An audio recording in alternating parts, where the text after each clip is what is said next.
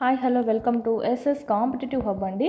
ఈ వీడియోలో మనము 9th క్లాస్ సంబంధించి నైన్త్ బయాలజీలో భాగంగా new text books next lesson చూద్దాము. ఆల్రెడీ 2 లెసన్స్ కంప్లీట్ చేస్తున్నాం. 5th లెసన్ 6th లెసన్, ఇదైతే మనకు 12th లెసన్. మిగతావన్నీ మనకు ఫిజిక్స్ కిందకి వస్తాయన్నమాట, చూసుకోవాలి.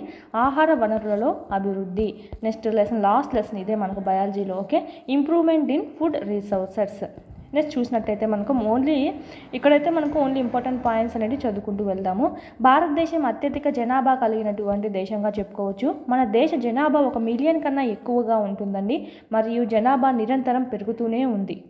పెరుగుతున్న ఈ జనాభాకి ఏం కావాలి? ఆహారం అనేది మనకు కావాల్సిగా ఉంటుంది. సో ఆహారంగా ఈ పెరుగుతున్నటువంటి జనాభాకు ఆహారంగా ప్రతి సంవత్సరం 5 బిలియన్ టన్నుల కంటే ఎక్కువ ధాన్యం అనేది మనకు అవసరం అవుతుంది.